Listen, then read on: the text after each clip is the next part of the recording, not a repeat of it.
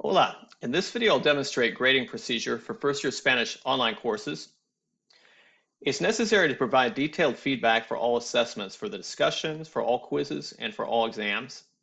For quizzes and exams, I posted notes on Google Drive, and those are found in the iNet Notes folder. And I'm going to look at the Chapter 3 exam as an example. For each set of notes, there's what I call a grid, and this is going to list each of the sections along with the point value so we can put the amount that students got correct for each section and then put feedback underneath it. In the order of the exam, you'll see feedback that we can give for each section. Now, it may be there's something small missing, like a spelling error or so forth, but by and large, pretty much all the feedback that you need to give is given here, so you can just cut and paste that. Now, if you'd like to add explanations or examples to these notes, you can, but just be sure not to give any examples or answers that are directly from the exam. Okay, so we want them to be at least slightly different, and I'll show examples of that here in just a bit when we go through an exam. Okay, so for each quiz and exam, we've got a set of notes with a grid that we'll need to use. Okay, this is a Chapter 3 exam from last semester. Now, the listening section, this student got everything right. And we actually just need to put the amount that they got right there. We don't have to put any feedback. Because for this section, una conversación, it says it is not necessary to include feedback for this section, only the score. So if you don't need to give any feedback, I'll explicitly put that there. I forgot to mention that before you go into grading, also take a look at the answer keys, also posted on Google Drive, and that'll let you know what point values to assign, how to grade, and so forth. So those are found in exams, and you'll want to use the version A. Okay, and that's going to go along with the online exams and quizzes. Okay, in the second section, the student got 2.5 out of 5, so let's take a look at this. So abuelos is misspelled.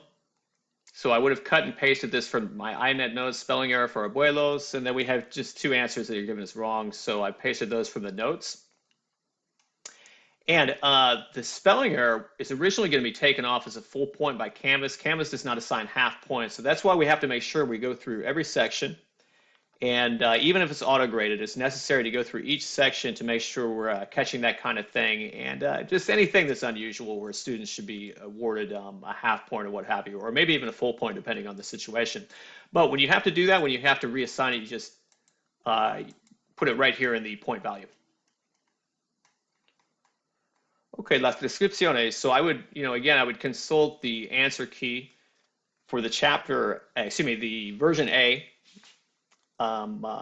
answer key in Google Drive to know how to grade this. And let's take a look at it. Mi familia soy simpático. So there's two errors in there. And I would have just cut and pasted this out of iNet notes. Familia is a singular word that was a collective noun. It signifies a group of people. The correct conjugation is ser. For the subject, mi familia is es. For the second error, use the feminine singular form of the adjective to agree with familia. Example, familia ser pequeño equals mi familia es pequeña. Okay, so you go through just like that with each section, changing the point value where necessary for half points, partial credit, for example. In this case, there was a spelling error there, accent missing there. So that would be a half point each, and I would have to adjust that there. And I'm giving feedback from the iNet notes for each section. Sometimes it can be pretty extensive. Okay, so this student had a lot of errors, so it does end up being quite a bit of feedback. Okay, for example, this is la comunicación con la familia, just to take another look at another section. So we've got three errors here. Okay, this error, the correct form of creer for the subject to is crees. Second one, this is almost a spelling error, but on the answer key, according to that, it's got to be letter for letter. So the correct form is escribir for the subject, ellos is escriben. And then finally, comprende, the correct form of comprender for the subject, mis abuelos is comprenden. Okay, so all the notes are given for all the quizzes and exams. Well, let's take a look at the essay section, which is a little bit different. And it says, write 4 to 6 sentences in Spanish to describe 3 members of your family, include their ages, where they live, and what they're like, physical appearance, and personality. Now, I do have a rubric that you can consult, the exam writing rubrics, and this will give you an idea of what to look at each category and how many points to assign. And this is found under rubrics in Google Drive.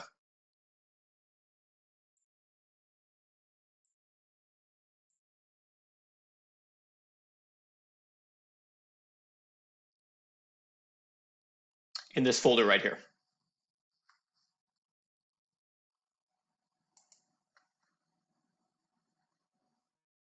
Okay, let's read through this. Mi hermano es 21 años, él es mayor que yo, él vive en Texas con nuestros padres, él es moreno y alto, él es tonto.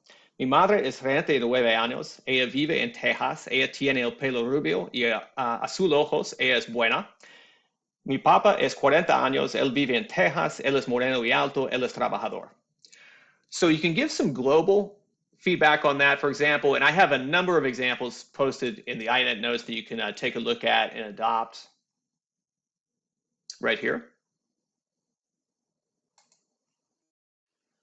And for this, I put good development of content with details provided. You can see that there are actually 12 sentences, even though we're asking for 4 to 6. So there's quite a bit of detail there with some adjective noun agreement errors. Okay, so you can give that. You don't have to give each error, but maybe give them an example. For example, azul ojos equals ojos azules. Some spelling errors. Example, 21 años equals 21 años. And then finally use tener años to express age. Example, mi madre tiene 48 años. So again, you can give some global comments, okay, commenting on the amount of detail, how well they follow the instructions, and so forth, and the completeness. And then you can give some, a few examples of some errors they have. You don't have to give each and every error, but it's a good idea to give some. Okay, and then when you're done with all that, you'll click submit, and then the students will be able to access the feedback that you've given them. And that is the grading procedure for each quiz and exam. Make sure to have all assessments graded within a week. If you can't make that for some reason, do send out an announcement letting your students know about the delay and when you plan to have it completed. Let's take a look at discussions. Let's look at 1010 discussion number 3 as an example. ¿Cómo es tu familia? The instructions say, write a paragraph in which you describe your family, 85-word minimum, include information such as the size of your family, where family members are from, what they are like, how old they are, etc. Read the grading rubric before beginning the assignment. Click the 3-dot icon in the upper right corner of screen to access. Avoid plagiarism. Any assignments that show evidence of electronic translator usage or are not in agreement with the level of Spanish the students demonstrated in quizzes and exams will receive a grade of 0. Late assignments will not be accepted. So that is something we do have to keep an eye out for, because students will use translator programs and then cut and paste. So if you suspect that, let your students know about the error and what you're seeing and why you think that is use of a translator program, plagiarism, et cetera, et cetera. Just let me know if you have any questions about that, and I'd be happy to take a look at it. But yeah, we do assign 0s for that. Now, if you want to give a warning, if you think it's a real small use of it and maybe they could be prompted, that's fine too. But if they're repeatedly doing it or in blatant uses of translator programs, yeah, we should be assigning 0s. Also, 2 points extra credit will be added to the discussion score for students who submit their first post by Wednesday, 11:59 p.m. of the due week. The purpose of this incentive is to motivate early submission and thereby provide a wider variety of posts for reply commenting by classmates. I always remind them of that in my weekly announcements when discussions are coming up.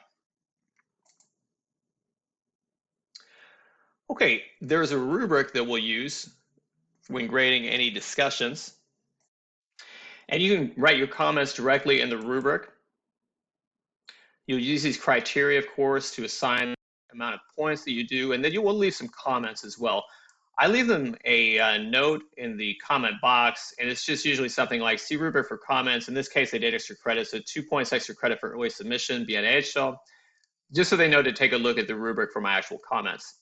Now, an alternate way of giving feedback would be to video record it or to do an audio recording. And I've done that before where I've just gone through and read through it and given a correction of pretty much everything, give my feedback in that way.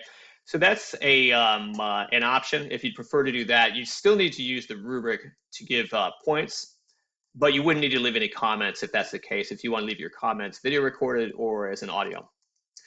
Okay, let's read through this real quick. I'm going to look at his main post, but note that we're going to consider the comment posts as well when we're looking at these 2 grading categories here. And then they also have their comments, which we assign points for individually.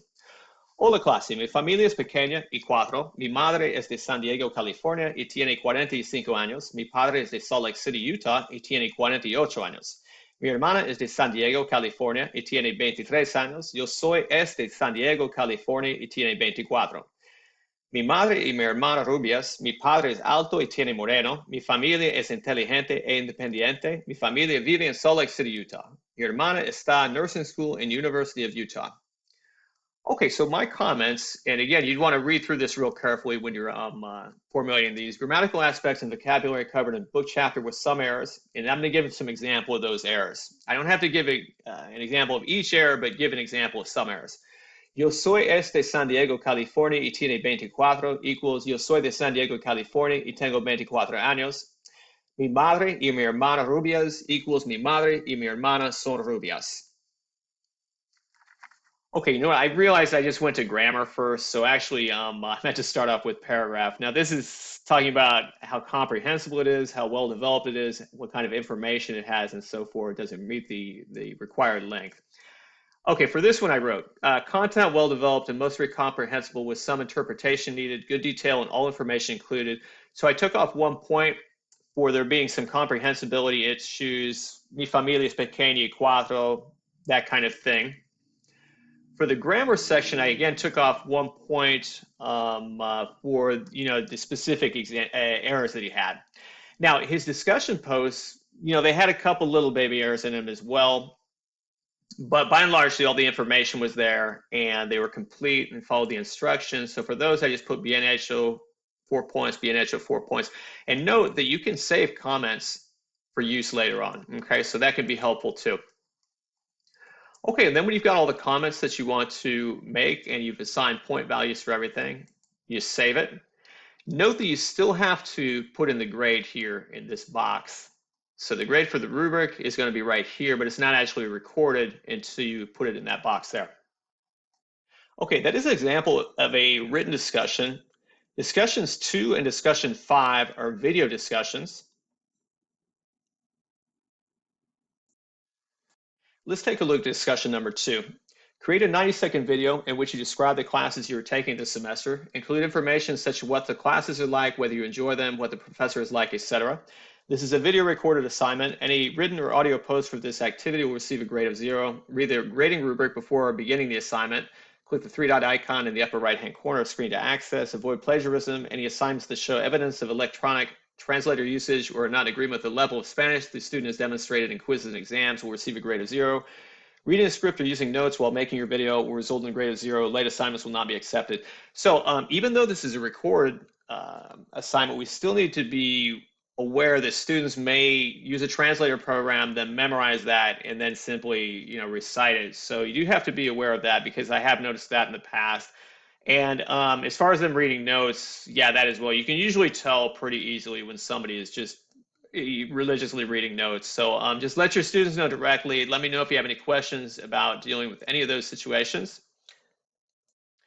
What I've been doing since last semester, I think it was the semester before that as well, for video assignments, I've been doing a make a video, get a video type of feedback. So I'll leave the students all a video as well, and I'm going to play that in just a moment. If you choose to do that, you still need to use the rubric to assign points. Now, this student did an excellent job, and I was really happy with her work. And she had no problems. And I still put a comment there so they know to see the rubric and the video for comments. And yeah, just feel free to do that if you'd like to. You can also give written comments as well, and you do that in a similar way as we just looked at with the written discussion. Well, let's take a look at my feedback for the video.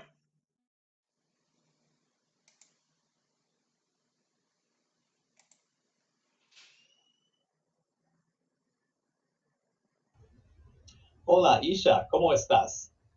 Excellent job on your video discussion post. You were very well prepared. Everything was very well done. Your content was extensive. You provided a lot of details. Your pronunciation was excellent. You had a really good rate of speech. Very well edited, few to no errors. Excellent job. Muy bien hecho. As I mentioned, I was really happy with the work from that student, but if there's some kind of issue, something's missing or something's done incorrectly, it's really easy to just tell them directly via video. Okay, that is all of my information on grading quizzes, exams, and discussions. Just a brief overview, but basically, by and large, that's how it goes. Anyway, please let me know if you have any questions, and we may meet later on to discuss this in the semester. Gracias. Adios.